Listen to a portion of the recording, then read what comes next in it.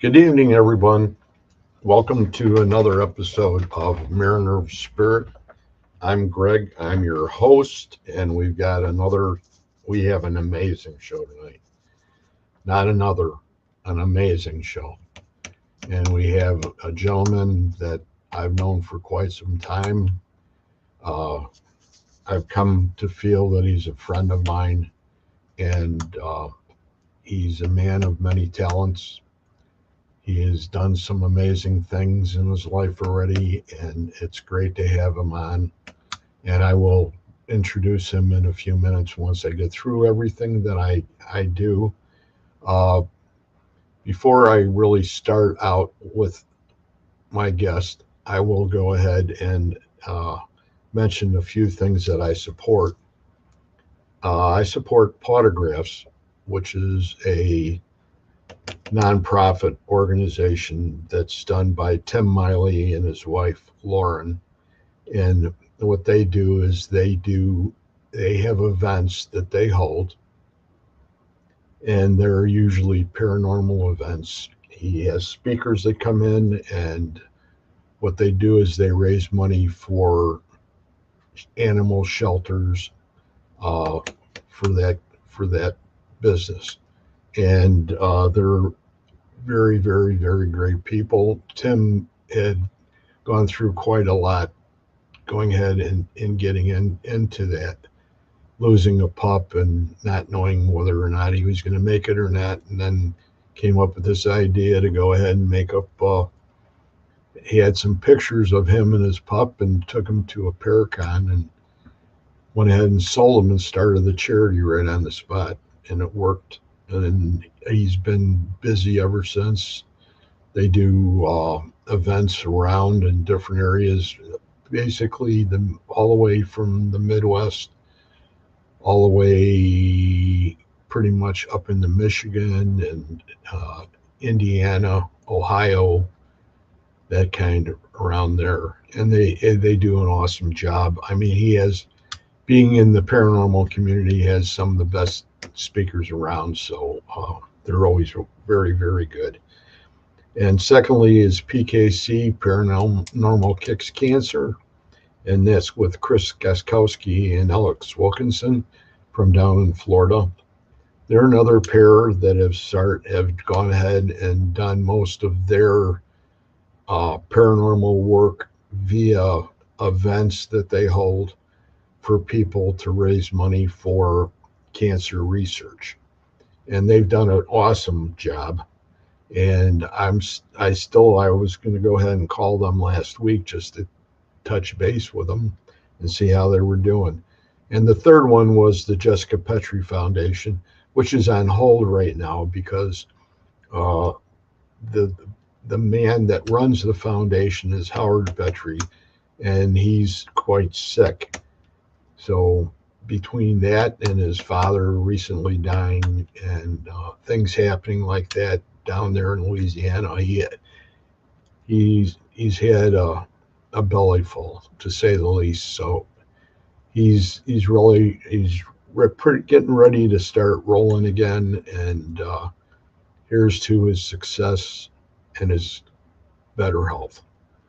And with that, the only other thing I mention is the authors that I support, and those are Bruce Holliday, Tobias Wayland, Adam Benedict, Kathy Kressel, Barnaby Jones, Sherilyn Cotter.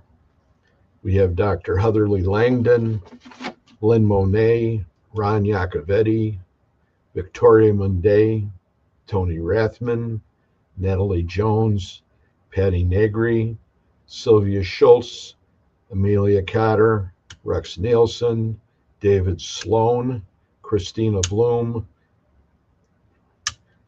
D.A. Wyson, and she's a fantastic lady too. And then we have Joseph Hallett. And without further ado, I'm not going to waste any more time because I'm excited to have him on anyway. So we're going to go ahead and bring him on right now. This is Richard Lale Lillard, who happens to be an unbelievable psychic medium, and he's also a clairvoyant by trade. And I know Richard's been on before, and I've always had a great amount of respect for him, and I think it's great to have him on. It always makes me get goosebumps when he shows up, and they're there. But it's one of those things that you find a connection, and you say, "Wow, now I would really like to hang."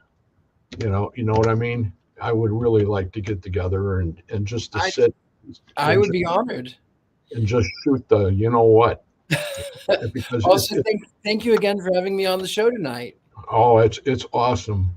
It's awesome. I'm telling you that I get a list of people, and every time it's like, it's like, should I? No, I better not. I better not bother him. The man's still got to go ahead and make a living and everything. If I had anything to say about it, I'd have you on like every 3 weeks. And we know how that goes. You know how that. But it's really really really neat. And my pleasure. My pleasure. and so let's start out. We know you're a psychic medium. Mm-hmm. Now, I know that for some people that are listening right now, they might not understand exactly what clairvoyant is. And why don't you go ahead and give everybody a little idea of exactly what you're doing today Mm-hmm. for your business. You don't have to give your location; that's up to you. Oh, I can do that too. Okay, and then go ahead and go into the clairvoyance, if you Sure. would, please. So I am a psychic medium. I am clairvoyant. I get images, pictures, words, sounds, emotions, colors, pop culture references sometimes. I tell people, whether they are here in my home in New Orleans or whether at the shop down in the French Quarter, I do read for the vampire community, Potions Lounge, Apothecary, the Vampire Apothecary. You also might find me at some of the vampire balls doing readings as well there. A lot of times I do it here in my home. I do it right here in this chair, whether it be online or whether it be in person. So what I get, like I said, images, pictures, words, sounds, emotions, colors, pop culture references. I see things that I cannot physically see. Now, sometimes it makes sense. I tell all of my sitters this. I tell them, in these things, I might say the word heart and it might have significance to me, but means something significantly different to you. I am only the conduit. I am not the translator. You are the translator. Trust your intuition before you trust my words. Tell that to everybody. Now, funny things that happen in this sort of clairvoyant, seeing things that I cannot see. I had a couple sit down, a man and a woman, and we'd go into our breathing techniques, and then we just sort of release whatever may be, and we see what we can see from there. And I said to her, I see a Tyrannosaurus Rex. Her jaw hit the floor, her husband's jaw hit the floor, and I said, I don't know what that means. clearly that means something. In my mind, I was thinking, does she have tiny arms? Is she trying to reach something she just can't quite, is she going extinct? Like I was really struggling with what does a Tyrannosaurus Rex mean? When their jaws hit the floor, I knew that it was a chord. It had struck something. And she leaned in and told me, that is the tattoo on my thigh. So that happens frequently. I had another woman sit down where I said, I see a paw print. I think it's a cat. It just looks like a cat paw print. And I said, well, cats let other feed and they're territorial and they're hunters. She goes, well, go back to that. Tell me what it looks like. I went, well, how am I supposed to know? It's just a paw print, a black paw print. And she lowered down her sock, and on her foot was the tattoo of a cat's paw. So that happened. I had a gentleman sit down, and I said, oh, I see a sparrow. And it's a sparrow, and I see a wreath of roses around it, and maybe the sparrow represents his eye is on the sparrow and not being not worrying about the storms, or maybe it has something to do with Jack Sparrow, or I don't know, but that's what I see. And then the flowers, maybe they represent your friends, your family members, your loved ones. And he rolled up a sleeve and he went, does it look like this? And I went, oh yeah, it was a tattoo of a sparrow with roses around it. So it happens a lot. I had a woman sit down and I said, I see you in a library. You're surrounded by books, and maybe it means you have vast interests. And she laughed and said, yes, I do, but also I'm a librarian. So in these things, I don't know where they come from. I've seen where people have holidayed and vacationed. I've seen where they work. I've seen what they do for a living. I have seen what they had for lunch sometimes, if it was heavy on their minds. I don't know. I don't know how to explain it. If you can go through that last minute and a half, because we both froze, and we had that little ring going around like that on both of us, like the network went or something. Well, and it was only for a brief period. Well, I'll go back a little bit and tell you that.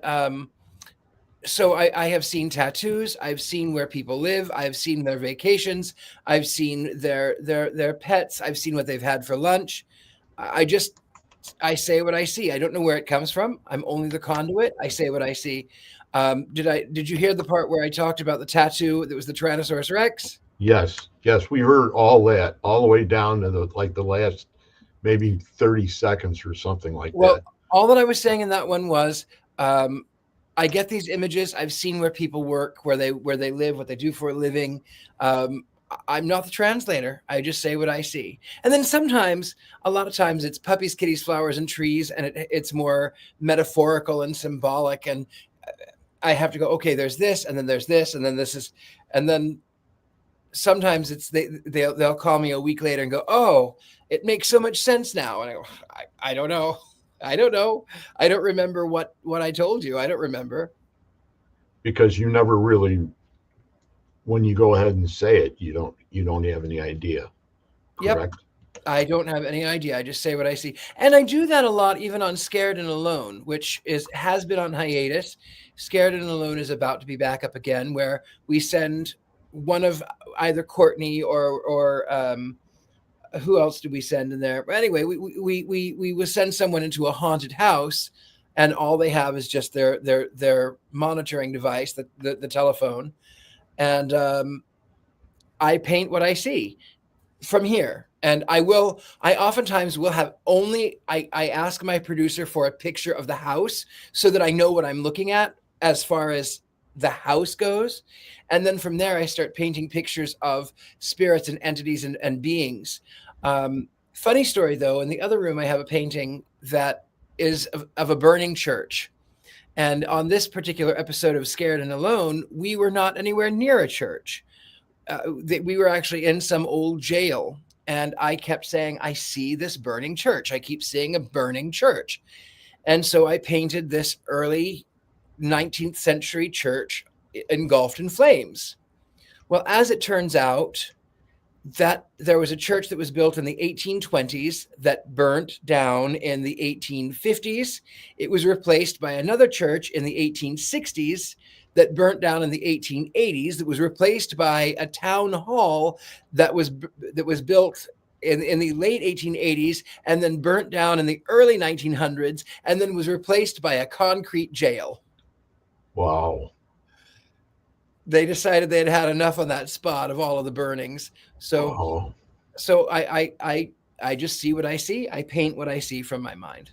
so you're very talented in all your do's or don'ts or whatever you want to say. I know that you know where you live, you've done an amazing job on putting your house together Thank in you. in a way that you feel very comfortable in It it. is. And I like to tell people that I decorate an early American funeral home, which is it's kind of funny for me because there's nothing really early American about my aesthetic. It's really more Victorian, last quarter of the 19th century American Renaissance revival, aesthetic movement.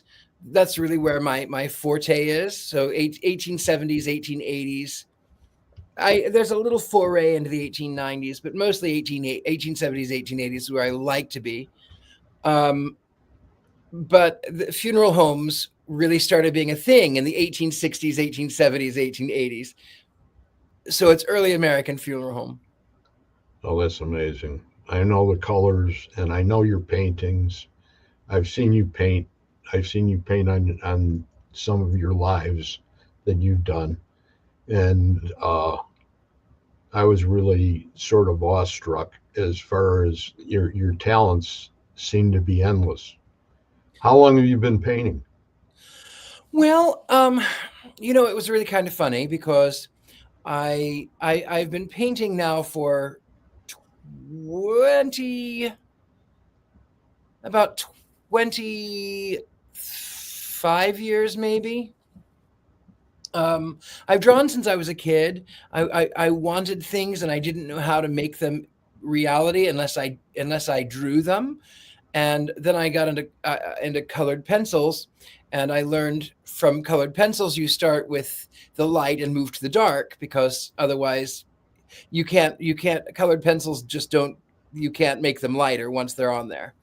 And then as time went by, I was about 21, I believe, and I was in the ballet, and my ballet mistress said, "Hey, can you paint a grandfather clock for the Nutcracker?" And I said, "Sure." So I picked up the brush and I painted this three-dimensional 19th century looking grandfather clock. And she said to me, "Wow, you didn't tell me you could paint." I said, "I didn't know I could. I'd never picked up a paintbrush before." So then after that, I started painting to pay for my ballet lessons. Um, and the problem that I ran into was that I was still painting like I did with colored pencils. So I would go with the light and then start moving to the dark, as opposed to going with the dark and moving to the light. It makes it so much easier to paint dark to light. So now that I've learned that, it's so much easier. So that's just another talent, one of the many. It's like having a hat with many feathers. That is I, true. I have several of those. I know. It's sort of it all connects in that light, and that's what's really interesting about it. And then you have a car, your Well, I car. did have. I just sold it because I'm living here in New Orleans, and I don't really need a car. Number one, and then I didn't have a garage here, so it was really not. It was not being taken care of as well as it should be. So I did sell my car.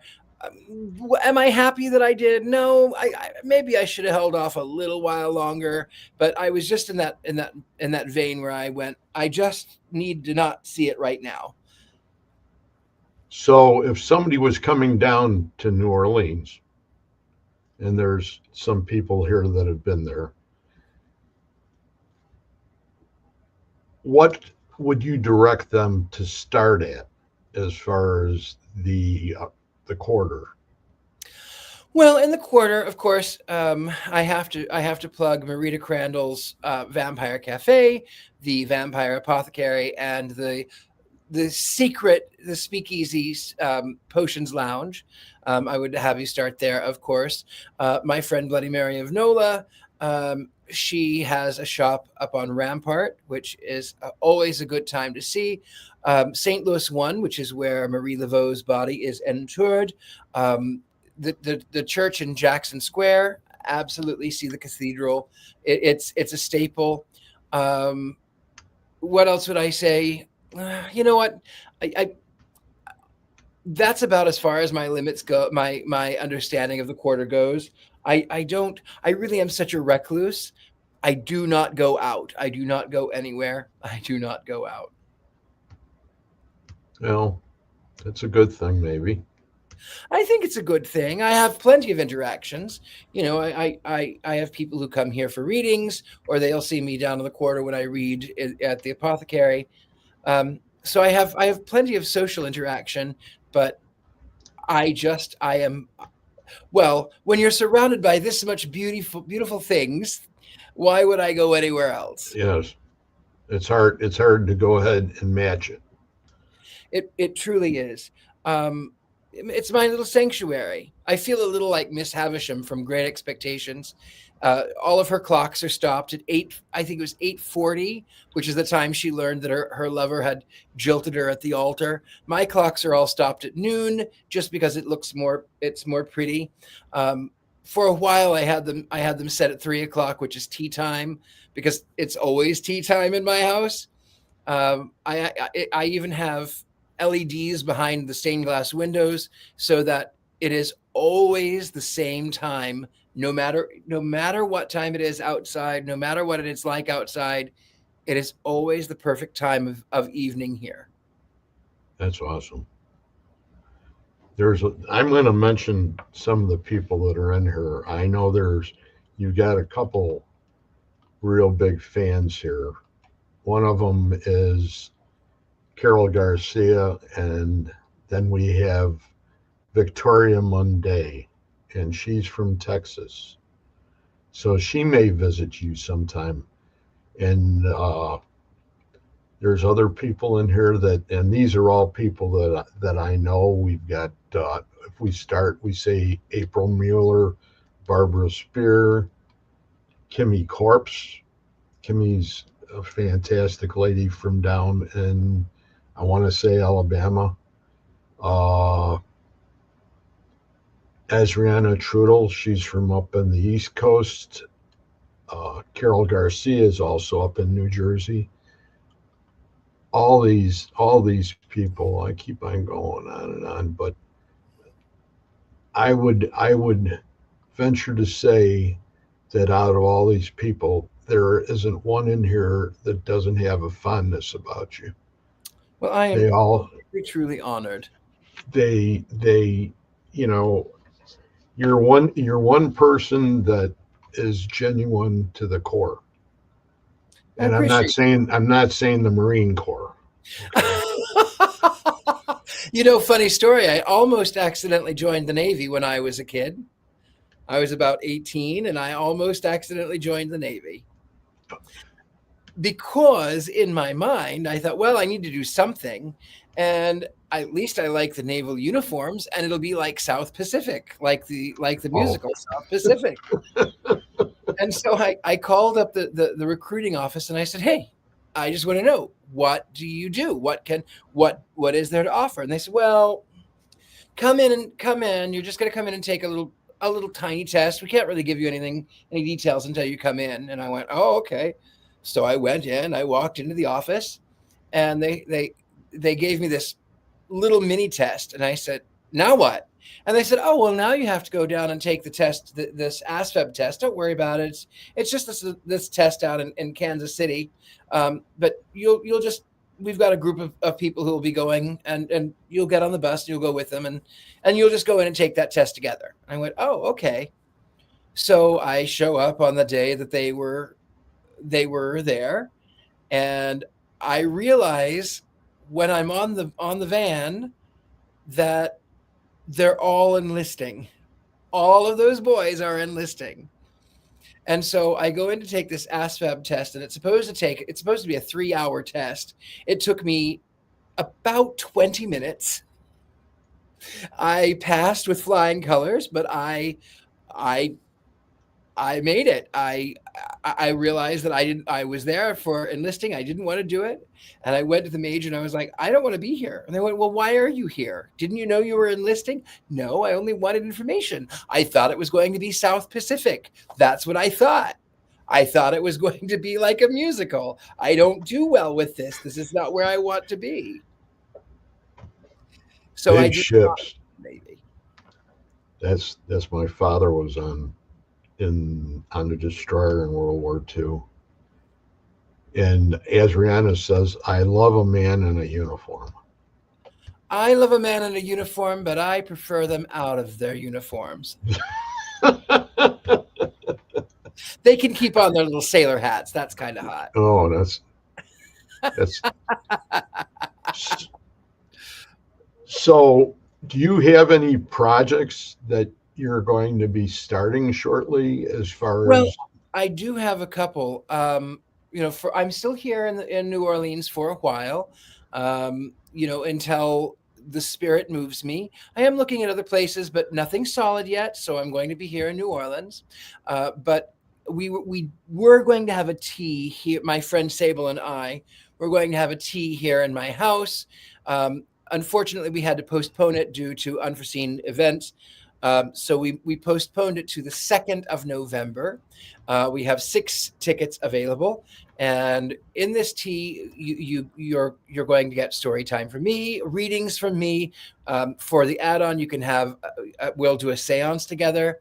My friend Sable is a tea sommelier, so she'll talk about the history of tea. We'll do maybe some tea leaf readings. We'll have hors d'oeuvres. It's going to be a wonderful evening. It's we call it lovingly mementi mori. So a little bit of remembrance of the dead. okay, and that was Latin. Yes, well, memento mori means remember the dead. It's actually not the entire phrase. It was memento mori, memento vita. So in remembering that you will die, don't forget to live. That's awesome. One of these days, you got to write that down for me and send it to me. I grew up doing a lot of Latin as an altar boy. You know what? I have such an appreciation for that. I grew up Protestant, so we did not have Latin. We had people going Shambaladi Hasiai Lodiai Orokobobo Shodo, which they thought was an angelic tongue, but it's really not. It's glossolalia. I went ahead and I was like, out of my whole entire class, I was the first altar boy to go ahead and do the mass in Latin with the priest. So that was sort of like a pat on the back, supposedly, but Yeah, it was to go ahead and learn the whole entire mass in Latin. it's a major honor. It was, and that was pretty much from there. It went downhill. Yeah. You know how things go. You know, it's you try to do your best, and I did my best, and I still can say certain parts. I can say the Our Father in Latin. I can do all sorts of stuff like that. But you know, it doesn't do you any good in today's society. No. And you know, they have never brought the mass back to Latin in the No. church. I'm not part of that anymore anyway. I am if they consider me to be a non-practicing, an NPC. So when I go in and I have an issue and they go in and they have a priest coming in to see me, I go, well, go, what's going on? And I'll say, I'm an NPC. And he goes, okay, hey, best of luck to you. And he turns around and walks away. It happened once in the military, and then the last time it happened was about, I think, last year when I had pneumonia, and Wow. it was like, you, not that I want him to hold my hand or anything, you know what I No. mean? You just want to, you know. And then I had other varieties of religions that showed up, you know, and they were a little more comfortable about the whole thing. My You know, mother, my go ahead. mother, my mother was so lovely. My mother was just lovely. But she also she Pentecostals are oftentimes they side eye Catholics, and they view Catholics with suspicion. And my mother was Pentecostal, and she had gone to St. John's Hospital, which was, of course, a Catholic hospital. And she said they came around and with a clipboard, and they said religion, and my mother said believer in something non-denominational. And I said, Mother, why did you do that? And she says, well, because I mean, what happens if something happens to me, and then the Catholic priest wants to come in, and they go, oh well, she's a Pentecostal, so we're going to get rid of her. I was like, Mother, I don't I don't think the priest would do something like That's pretty unbelievable the way it goes. But you know, in today's society too, you know, things have changed so immensely over the last 60 years, they have. you know, to say the least. So I mean, in that respect, it's it's it's hard to believe, but at the same time, it's the way the this part of the planet has gone. Well, and for me, the 19th century was beautiful, at least for a certain portion of the society, but there was a lot of negative and a lot of bad that happened in the 19th century. Child labor, um, people living in tenements, starvation, um, people dying of diseases that we now have cures for. I digress, because at least things were created to last, and they were created to be beautiful. Um, though the Bohemians sort of rejected all of those things, and they wanted to live as paupers. And where I cling to the pretty parts of the 19th century, there is a part of me that is glad that I'm not in the 19th century. At least a part. Oh, you're not ready to take off on a spaceship or nothing, are you? Oh, none of that. You couldn't. I mean, you had me kicking and screaming, being dragged into the 20th century. Now I'm in the 21st. Are you kidding me? There's Yeah. no way I want to go any further than I that. mean, as long as they're I mean, they're selling space rides. So I mean, you know, you That's what I've heard. But yeah. no, I am perfectly happy to have my feet planted here in the 21st century, for better or for worse. So depending on where you go, if you leave New Orleans, Hmm. you will continue on with your Oh, with who you absolutely. are and as It's far been, as you know, I couldn't be anybody else. I have tried. There's been a couple of times. It has happened about every 10 years in my existence, where someone will say some kind of snide remark, and then I'll take it too personally, and then I will try to sort of blend in and fit in, and then I end up by being unhappy and miserable and lonely, and so I just decide, I'll do whatever I do anyway. I don't care.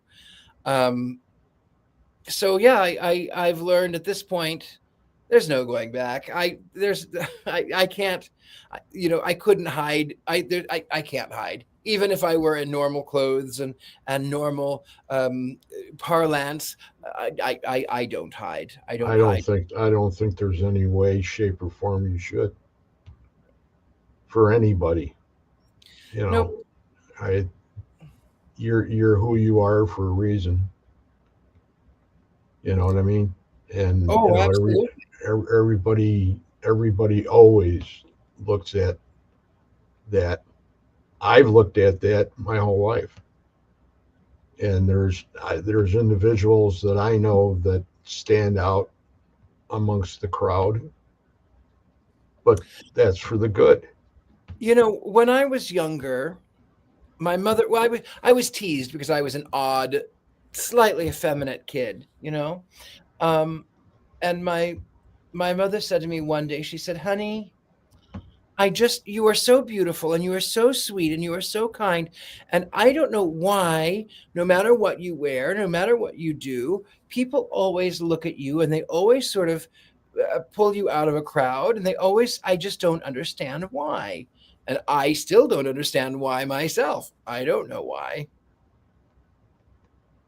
Now, I have nothing but the utmost respect for everything that you do and everything that you change as far as your hats are concerned and your wardrobes. And it's like, God, man, that, you hit it out of the park, Richard Lale.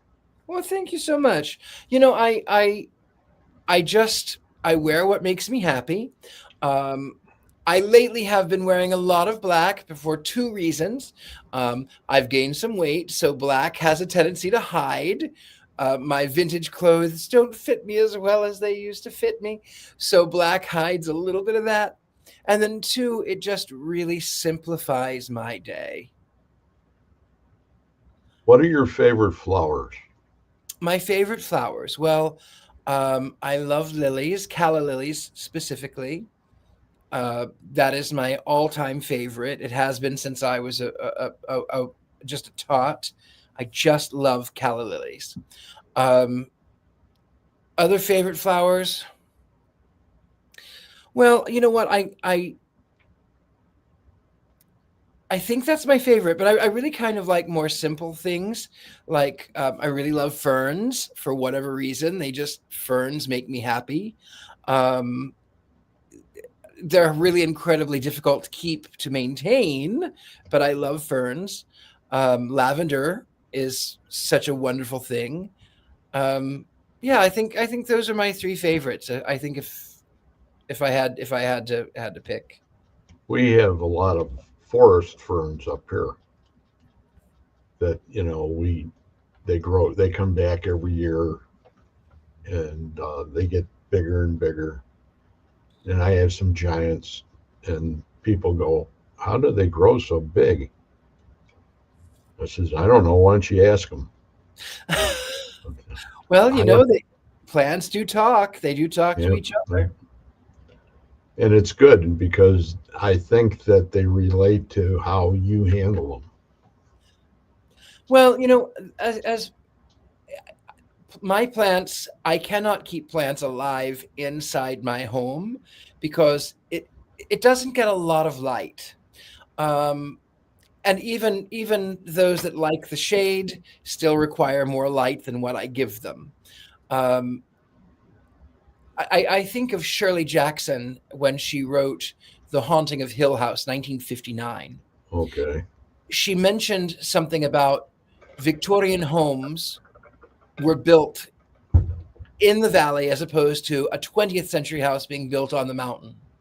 And these Victorian homes had rooms within rooms that never saw the light of day. And those rooms that were on the extremities that had windows were shrouded with velvet or satin. And then there were stained glass windows. And then there were shutters. And then there were fern laden verandas. And then there were tall trees and shrubs. And every amount of light was twisted, contorted, and refracted. And whatever walks at Hill House walks alone. So, I love my plants, but I am not good with keeping them alive. Have you ever grown morning glories? I haven't. You know what they are? Or that Yes, I've seen them grow wild, which is and fabulous. and they open up in the morning and then they close for the evening. We were at a location in Indiana at a giant mansion that was from the 1880s also. And it was all furnished, and outside in the it was almost U-shaped on the back end because they had a servants entrance back there. Mm-hmm. And where that was at, there was this giant rut that had come out of the ground, and it was huge. And I'm looking, and it was a vine, and it went all the way up to the top of the building.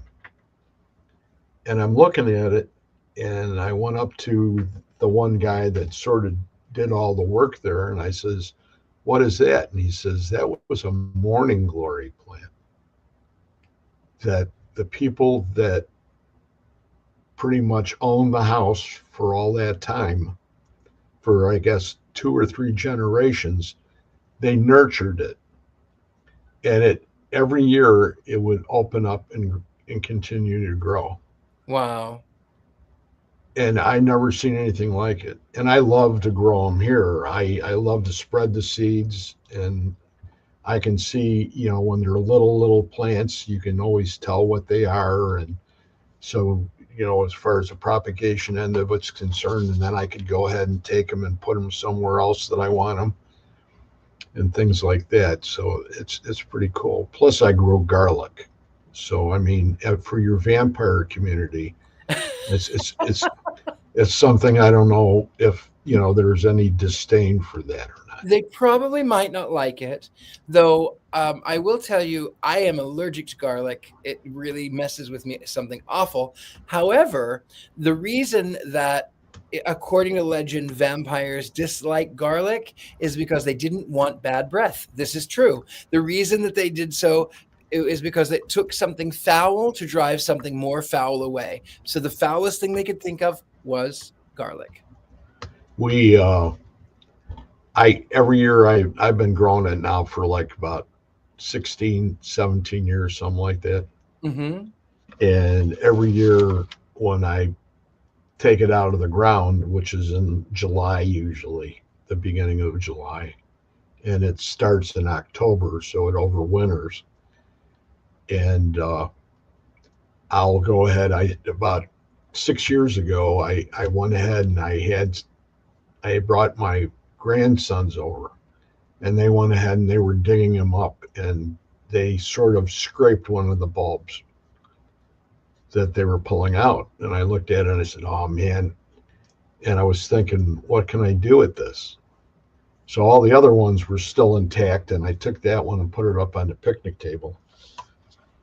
And later on, I went ahead and I had one of them film. I went ahead and I took the bruised bulb out, and then Mm-hmm. I took the next one, and I says, "Okay." And he started to film, and I says, "This is my garlic that I grew this year, and I'm going to go ahead and do a taste test."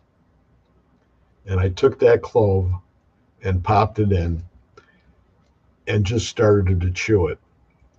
And wasabi. Mm-hmm. Okay, you know how it can do that shooting in your brain. This Yes. this this went ahead and it did the same kind of thing, only like 10 times. Oof.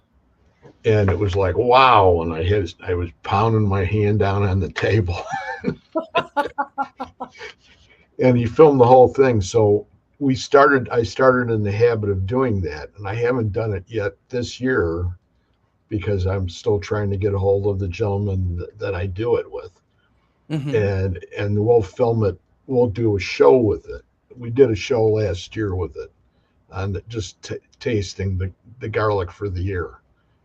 And it's just something unusual, different, something that people don't see all the time, because who the heck does that kind of thing anyway? Not many, I would Yeah, say. so it's really neat to see that happen, and to be part of it. And I think it's part of the process that now there's other people that have seen it, and if they want to get a real appreciation of what the bulbs are all about, especially the different varieties, they could do it with whatever they choose. Mm-hmm. That some of them are hotter than others and things like that, just like with a lot of the other vegetables, a lot of the peppers. So, Well, I have so many allergies. I'm not supposed to eat a lot of things that I do. Otherwise, I'd eat nothing. Um, I'm lactose intolerant.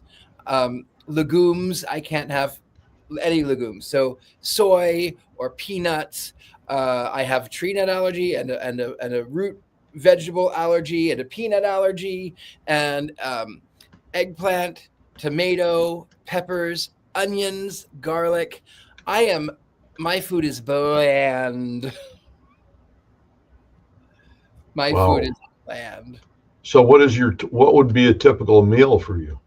Well, I eat these things even though I'm not supposed to. So I might sometimes eggs are okay. So I might have a boiled egg. Sometimes I might have a fried egg. Sometimes the egg starts bothering me, and then I have to cut back on that. Um, but I'll eat lettuce. I do. I just sometimes just eat whatever, and then I take a pill, and I'm okay. So it's difficult. That's one of the reasons I don't like to go out anywhere to eat. No, can't blame you there. People like that, on the outside don't understand that kind of thing. I have a lot of allergies myself, especially with bees. I Now, almost can you died. have honey? Huh? Can you consume honey? Yes, I eat honey, but I I have a can't I can't get bit. I got bit in the back of my neck and I was almost dead. wow. Well, I have a friend who's so allergic to bees, bee pollen, that if she even takes honey, that she'll swell up. I don't know.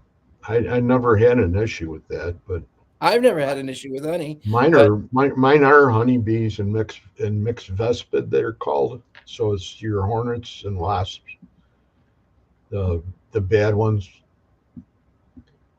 And I took shots for 2 years,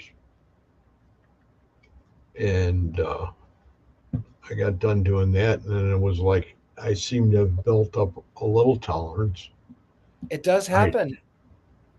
I do have issues when I get bit though. I mean, granted it's a little easier on you if they're on your extremities compared to at the base of your brain. Mhm.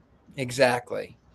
Now, So I am mildly allergic to cats, but when I was in Pasadena, I was cat sitting, and this cat was lovely. And then it decided that it wanted to crawl into bed with me, and it was fine. And then it woke me up one morning, and he licked my face, and my whole face swelled up like Quasimodo. So I had to put him out and not let him sleep with me anymore. But I can pet cats as long as they don't lick me. holy cow. So with everything that you've been doing as far as professionally speaking, Hmm. has there been anything that you've ever done that you let go of? Is there anything that I have done that I would let go of? Is that what you're asking? No, that you have let go of, that you tried to do. Well, I mean, I don't dance anymore. Um, I which is partially the reason I've gained some weight. I haven't danced in a very long time. I enjoyed it. I think about taking dance classes again, but I haven't danced in a very long time. I used to play the piano, but I haven't played that for about 35 years. So there's been a lot of things. I played the cornet. I didn't play the trumpet, but I played the cornet for a while. Yeah, and I didn't that didn't last long. I've tried my hand at a lot of artistic things, and I've let a lot of things go. Out of all those things that you let go, what are the two that you wish that you kept doing? Well, I think I haven't been doing yoga in about 10 years, and I that's the thing that I really miss. I really miss yoga. And when I wake up in the morning and my back is pinging at me, I go, "Oh, I really should go back and take some yoga classes. I really should do that." I think that's the number one. Um, yeah, I think that's the number one. I can't think of a number two that I would really care for as much because I still paint, I still draw, I still do interior design, I still do hair. I don't love doing hair, but I'm good at it. Um, yeah, I think just mostly yoga and ballet would be probably be my two So are things. you mentioned doing hair? Are you talking professionally? Yeah, I was a hairdresser. I lived in Vegas, Las Vegas, and I did hair for several. I worked for a high end salon, and I did hair for several magazines. Out magazine, I think I did, and then I did advertisement for the Paris Hotel, for the Win Wow. magazine, for there were several publications that I did. I can't remember now what ones I did. It's not going to be under my name because I was going by a pseudonym in those days. But but yeah, I still do hair. It's not You it's I don't do it professionally, but people come to me and they'll ask me if I can give them a haircut. And I'll go, yeah, come on over, I'll give you a haircut. do you It's ever mention to talk to them at that time about who you are and what you're about and Well, things like usually that? by the time that people have come over for hair, they Okay. know who I am, because I don't advertise to do hair. It's not my thing.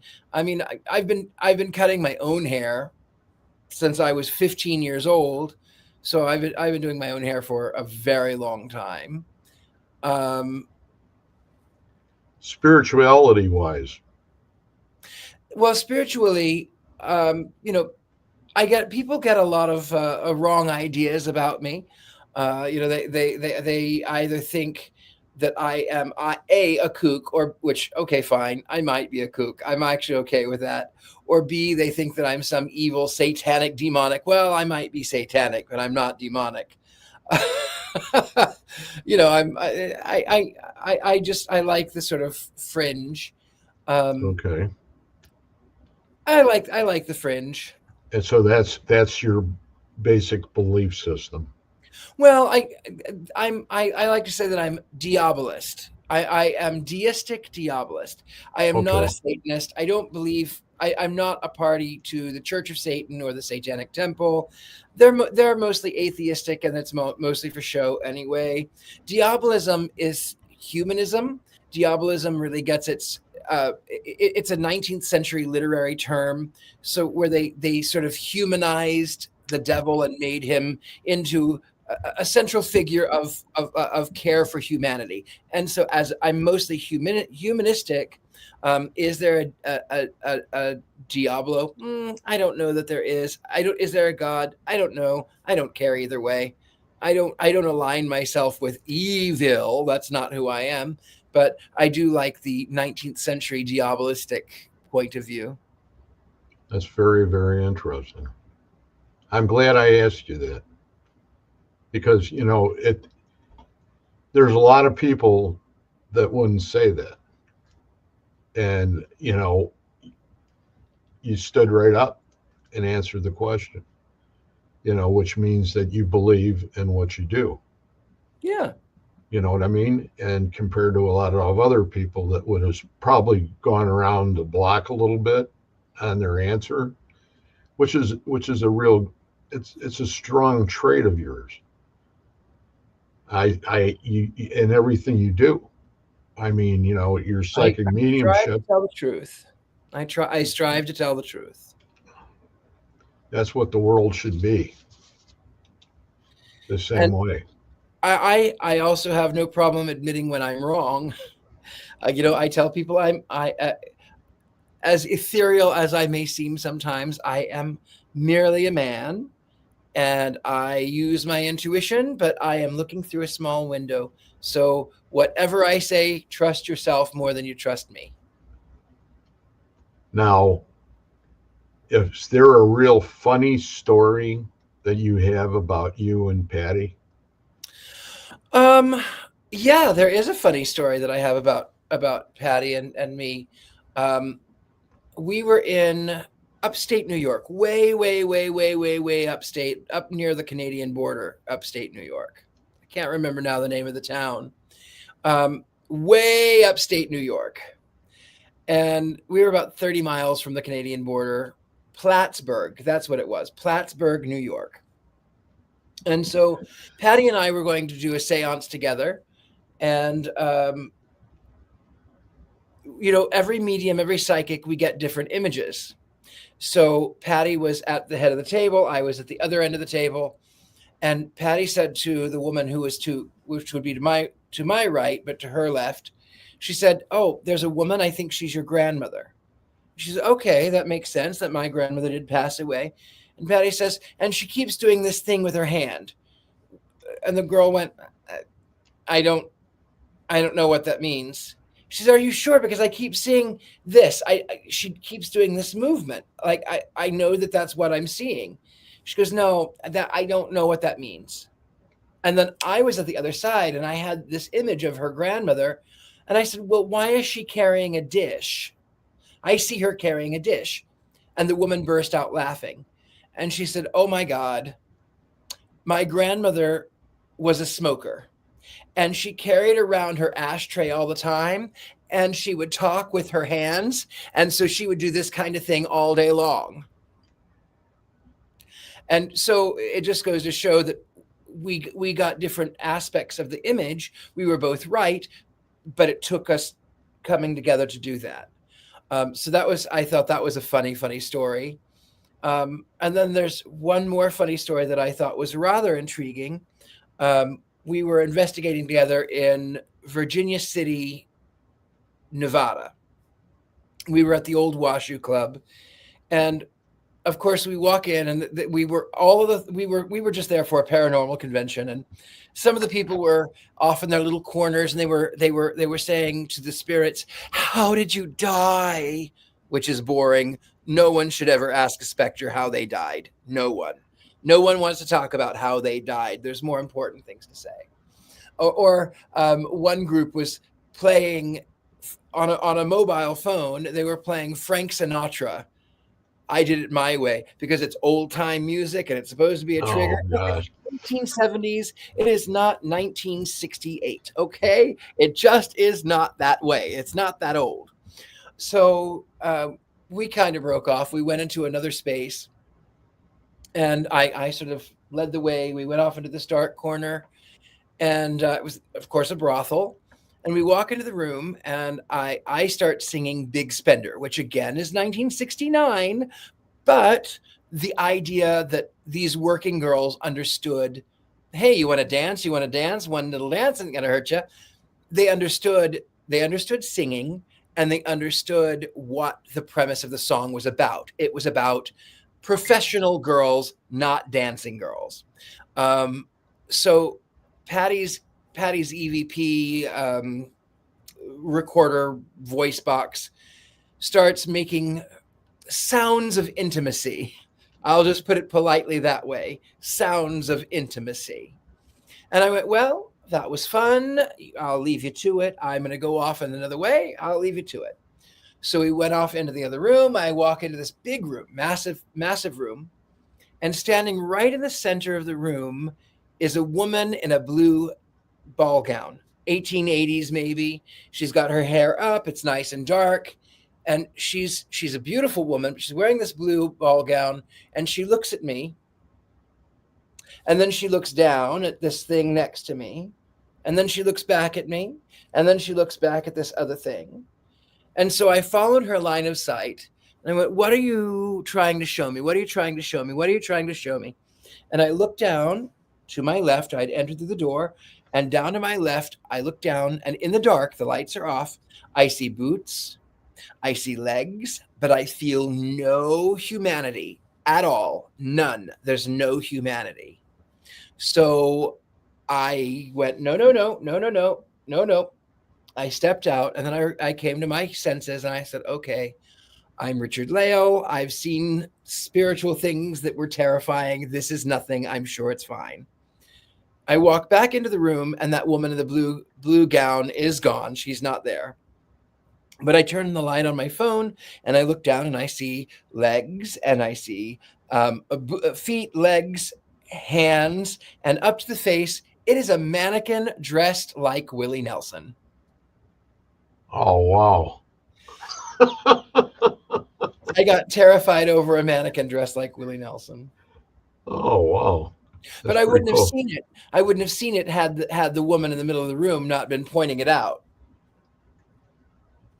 Well, I sure hope that, with everything the way it is today, that if you decide to leave New Orleans, that you find a place that's equal to or better for you and your environment. I appreciate that. People like you are hard to come by, and you have to be nurtured. You have to go ahead and be in the right community. It's true. And it's like, it's, I don't know, if I was to ask the question of, would you go west again, or would you go not north? all the way, not all the way west. I kind of California. I love my friends in California. I miss my friends in California. I miss how easy that I had it. I didn't realize how easy I had it, but I had it easy. I do miss that. But I wouldn't go back that far. I wouldn't go to San Francisco. I wouldn't go to Los Angeles. I wouldn't go to anywhere in the middle. But I am kind of thinking about the upper Appalachian Valley. There's a lot of spirit in those hills. Have you ever been to Alaska? I have not, but I have had those thoughts of moving there. We did a trip. We came back a couple months ago. We had all the towns. We were on a cruise, and it was unbelievable. Juneau is, to me, between there and Ketchikan are the two towns that really took me where I would say I would live, because I have looked at images there in Alaska, and I think they're beautiful. I do love them. There was another town, and I can't remember what the name of it was, but we had stopped there too, and it was back to the 60s, and it was the hippies. And that's all easy flowing. The whole community there was the same vibe. And it was all love. And some people can't pick that part up, and then there's other people that do, and you could tell by the vibration more than anything else how it was. And I could have very easily have just dropped off right there and been done. I love that. And never come back. I get that. I do get that feeling. It's one of those things. And that's what our lives are about, is finding that one little golden spot. Yep. Whether it could be that big or not, but it's been awesome having you here. My pleasure. I could talk all night with you, but I know you're probably in the midst of doing. I do have also an early morning, so Okay.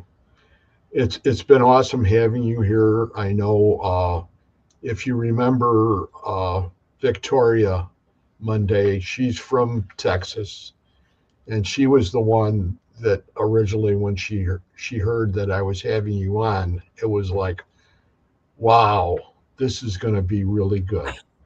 And there's not anybody in here that won't go ahead and second that. well, thank you so much, Victoria. Thank you for that vote of confidence, and thank you everyone else. That was very kind of you. And it's great having you. And I would really love to try to have you on more often. I would be delighted, my friend. I would be Okay. delighted. Okay. I want to say thank you to you and everything that you've been, You're you know, so welcome. your whole makeup, everything that you do. You're one in a million. Period. I appreciate you, my friend. Okay. Richard Lale, thank you for being here, and thank you for everybody that's been here. I don't know if there's wait, I better go through and see if there's any questions. If we got 5 more minutes or so. Yeah, sure.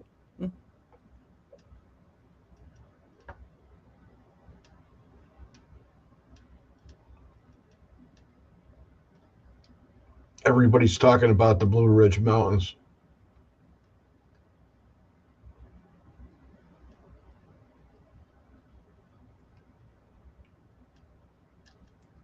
Everybody's saying you're a wonderful person. Thank you very That's much, good. everybody. Well, I hope I didn't miss any questions. I'm not a Neverland Woods speed reader course. I didn't take one of them. Okay. I won't keep you any longer, my friend. Thank you for being here. It's been my pleasure. My pleasure. I can't wait till the next time we meet again. I look forward to it. Thank you very much, Richard Lale. You're I welcome. appreciate it. My Good night, pleasure. everybody. We'll see you later.